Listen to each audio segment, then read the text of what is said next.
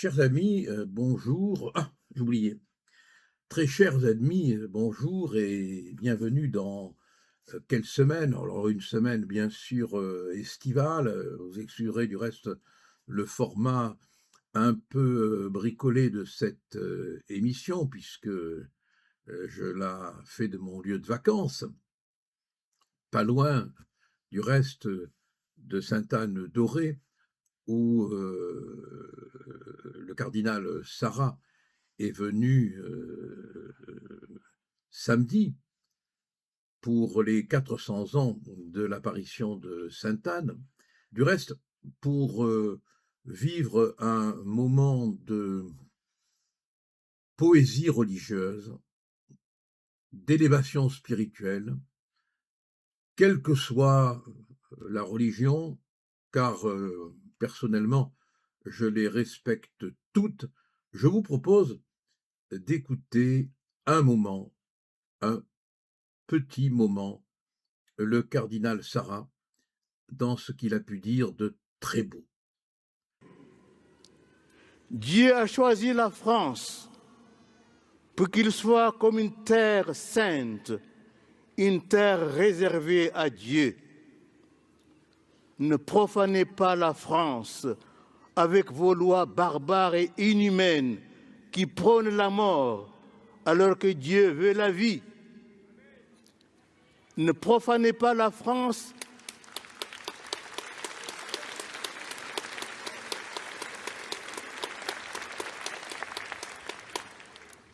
car c'est une terre sainte, une terre réservée à Dieu.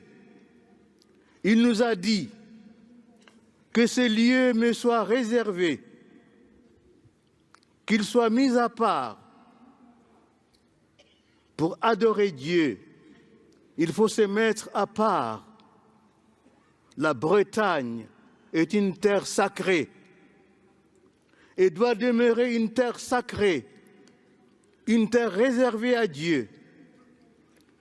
Dieu doit y avoir la première place. Et notre première activité est d'adorer, de glorifier Dieu. Adorer, glorifier, c'est l'expression la plus haute de notre gratitude envers Dieu et la réponse la plus belle de notre vie à l'amour exceptionnel qu'il nous porte. Et oui,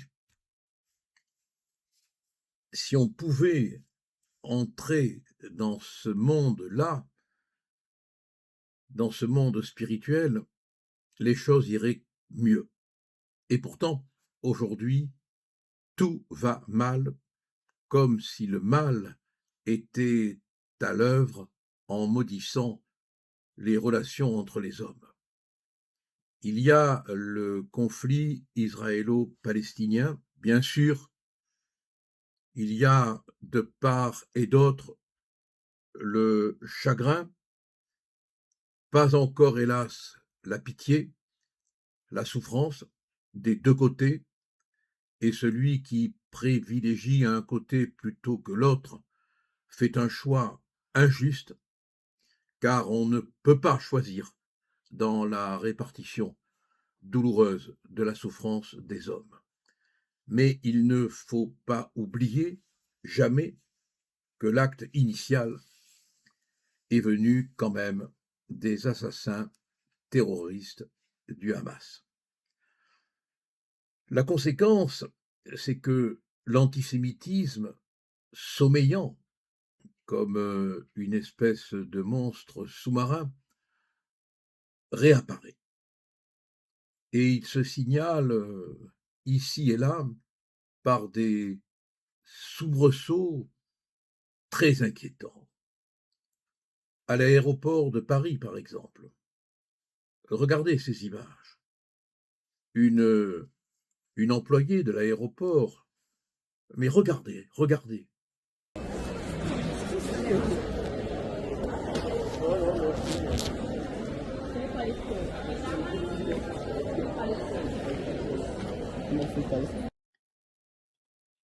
Oui, vous la voyez en train de dire, Free Palestine après avoir, pris les passeports en les rendant aux passagers, israéliens. Ce n'est qu'une personne, mais combien il y a derrière elle d'individus qui la poussent, qui la portent, et ça, c'est sur le territoire français. C'est en France que cela se produit. C'est terrible, mais ça ne s'arrête pas là. On a vu aussi un bateau, un paquebot, je crois, un bateau, qui n'a pas pu, accoster parce que les croisiéristes étaient juifs et que les partisans de la Palestine, peut-être du Hamas du reste, ont empêché le bateau d'accoster. Regardez.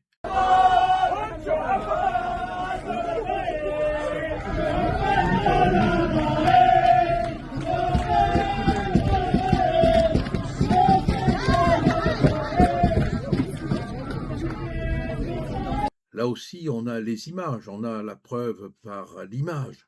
C'est terrible. Surtout quand on décode les chaînons de la symbolique, le bateau. Alors bien sûr, tout n'est pas vérité dans l'enchevêtrement symbolique, mais tout a du sens. Comme disait Freud, repris ensuite par Lacan, tout a du sens.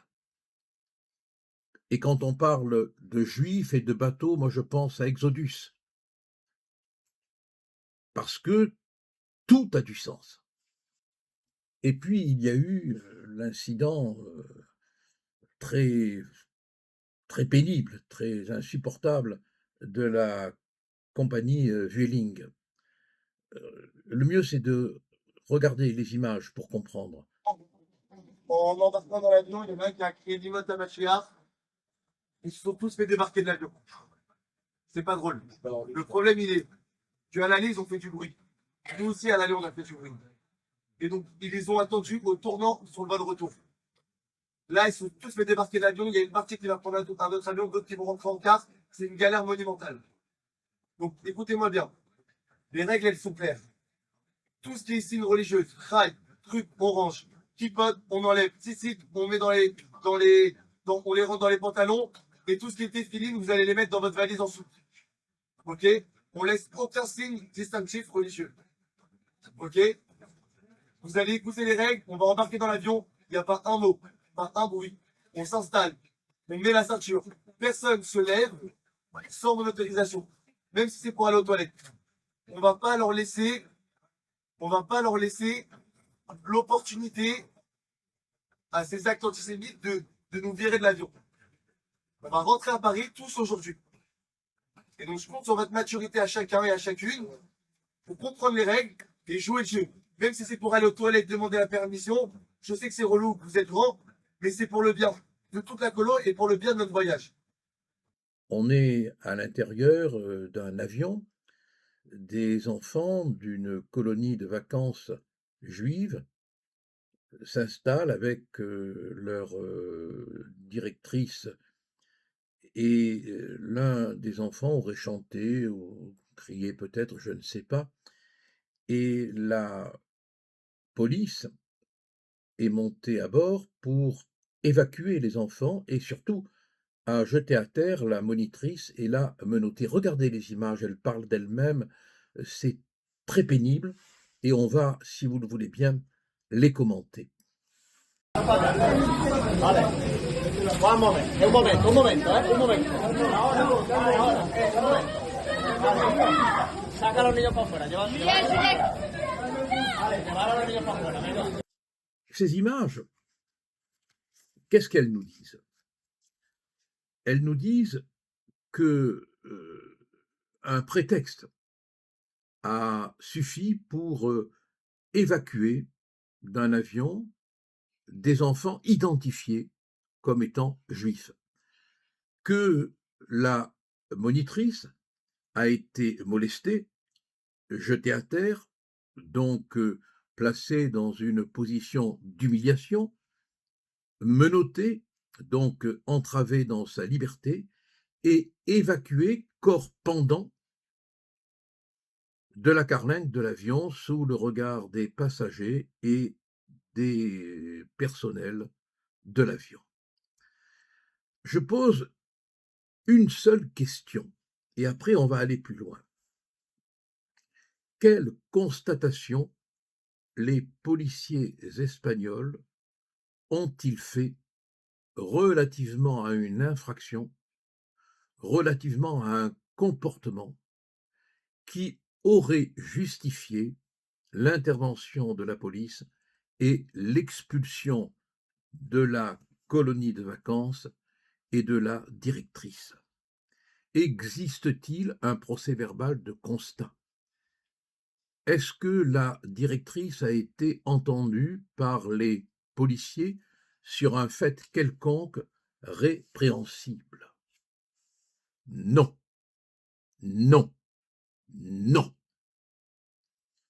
Donc, l'extraction violente de la directrice et l'extraction des collégiens forcément traumatisés par l'intervention de la police armée, forcément traumatisés par l'évacuation de force de leur directrice. Cette évacuation n'est fondée sur aucun grief acté, attesté, verbalisé, aucun. Et comme je le disais tout à l'heure, tout a du sens. Même ce qui apparemment semble ne pas avoir de sens. Mais quand on cherche, quand on fouille, on arrive à découvrir qu'il existe des parallélismes angoissants, sans que pour autant on puisse en déduire des conclusions criminalistiques, bien évidemment. Mais le pilote ou l'un des pilotes de cet avion a été, tenez-vous bien, le formateur des pilotes terroristes criminels du 11 septembre. Oui, cela paraît inventé par un scénariste spécialiste en catastrophes psychologiques, et pourtant c'est vrai. Alors on va nous dire que c'est une conjonction de circonstances hasardeuses. Peut-être, mais alors le hasard fait tristement bien les choses. Comme par hasard, c'est dans un avion piloté par le formateur des pirates du 11 septembre, des terroristes, pardon, du 11 septembre, que cet incident a eu lieu. Alors, pendant un certain temps, comme disait l'autre, la compagnie Vueling n'a pas dit mot. Et quand on lui a opposé le fait que l'un des pilotes avait été le formateur des criminels, des assassins, des terroristes du 11 septembre, la compagnie a fait silence. Et puis finalement, regardez, elle a admis que c'est bien vrai. Ça en fait beaucoup, non, vous ne trouvez pas? Et pendant ce temps-là, la France, en la personne de son ministre des Affaires étrangères, qui semble étranger à toutes les affaires étrangères, se taisait. Et puis d'un coup, parce que il n'y a pas que les trains qui arrivent en retard, il y a aussi les interventions du ministre, il a fait une déclaration, il a fait part, je le lis, de l'émotion. Regardez le tweet qu'il a publié. Il en a fallu du temps. Hein. Il en a fallu du temps pour que, finalement, le ministre daigne s'indigner. Voilà, tout ça sont des signes, et c'est probablement la raison pour laquelle notre président de la République a fait vibrer la lyre délirante de son nombril pour, en plein mois de juillet, faute de Tour de France pour le remettre en scène, a cru bon de déclarer qu'il reconnaîtrait l'État palestinien.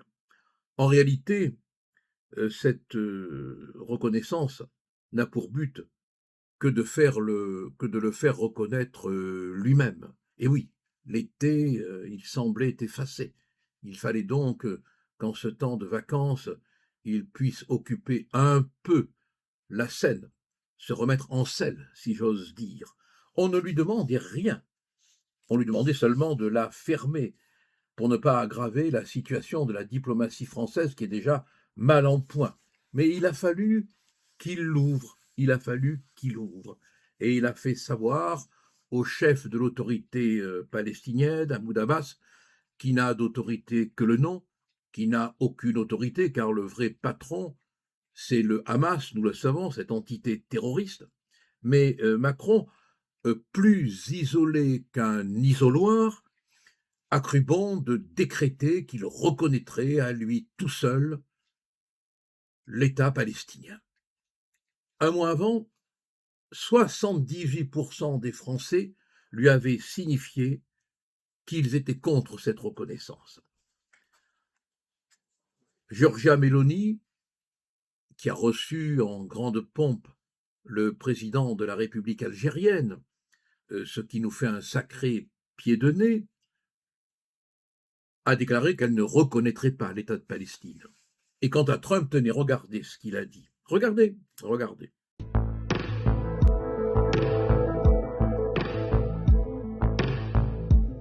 Look, he's a different kind of a guy. He's okay. He's a team player, pretty much. But here's the good news: what he says doesn't matter. You know, it's not going to change it. So how about that? Well, he made a statement, France, Macron. His statement doesn't carry any weight. He's a very good guy. I like him, but that statement doesn't carry weight. Et oui, il a dit qu'il ne fallait tenir aucun compte de ce que Macron pouvait dire. Et il nous a aussi conseillé au passage de faire moins d'éoliennes, parce que ça tuait nos champs, ça tuait nos pâturages, ça tuait notre environnement, et puis aussi quand même de limiter l'immigration, parce que sinon l'Europe allait disparaître. Et il faut rappeler aussi quand même, pardon, excusez-moi, qu'il y a quelque temps, Macron était contre la reconnaissance de la Palestine comme État. Non. Pourquoi? Parce que la situation n'est pas stabilisée sur le terrain, parce que ça n'aura pas un effet de pression. Donc vous le Parce que surtout, l'autorité palestinienne doit passer par des réformes, parce que reconnaître la Palestine, c'est reconnaître quelle Palestine? Une Palestine où vous avez encore le Hamas dans des tas de tunnels, où vous avez aussi des autorités politiques qui mènent une politique qui n'est pas toujours claire à l'égard d'Israël et de sa sécurité. Je vous le dis, avec les responsabilités qui sont les miennes aujourd'hui, ça n'est pas raisonnable de le faire maintenant. Mais enfin bon, peu importe, hein, avec lui tout change très très vite. Mais comment a-t-il pu, alors qu'il y a encore des otages, alors que parmi les victimes, il y a des Français et des Françaises, alors que le Hamas continue à nier l'existence de l'État d'Israël, alors que les otages n'ont pas été restitués, alors que les morts dans leur dépouilles n'ont pas été encore restitués. Comment peut-il faire cette démarche absolument incongrue, iconoclaste, que la chose un jour vienne plus tard, quand toutes les conditions seront remplies, quand le Hamas ne sera plus là, qu'il sera désarmé, que les conditions d'une vraie paix arriveront, on pourra le comprendre. Mais maintenant, c'est trop tôt. Tout ça pourquoi? Mais parce qu'il veut tout simplement se donner l'importance d'exister. C'est terrible d'être dans le néant politique quand on a une fonction existante, mais vidée de tout le sang palpitant de sa prééminence. C'est terrible. Quand on est remercié, félicité, comme il le fut par le Hamas, c'est comme recevoir la croix de fer des mains d'Adolf Hitler. Mais notre petit Néron avait besoin d'un feu pour illuminer sa face de farce politique. Tout est dramatiquement inutile et grotesque. D'autant plus que notre ministre des Affaires étrangères, l'étranger aux Affaires étrangères, a dit, écoutez bien quand même, à quel point on est dans la tragédie comique. Reconnaître la Palestine, c'est affaiblir le Hamas. Non, mais il nous prend vraiment pour des blaireaux, pour des imbéciles. Affaiblir le Hamas quand on reconnaît la Palestine? Mais enfin, il peut aussi essayer de nous faire croire que l'Élysée n'est pas un magasin de jouets pour enfants. Tout cela est terrible. Tout cela est triste. Mais que ça ne vous empêche pas d'espérer et de croire en la France qui en a vu d'autres. Avant qu'on se quitte, n'oubliez pas que tout est venu du Hamas et que de guerre tranquille, juste, paisible, il n'en existe pas. Que les morts, de quel côté qu'ils se comptent, demeurent dans le linceul des tristesses identiques. Que l'acte fondateur, c'est l'horreur du 7 octobre. Que l'antisémitisme qui sévit est un signe angoissant. N'oubliez pas ce que disait un rabbin. Le juif, c'est le canari dans la mine. Quand le canari se meurt, cela veut dire que l'explosion n'est pas loin.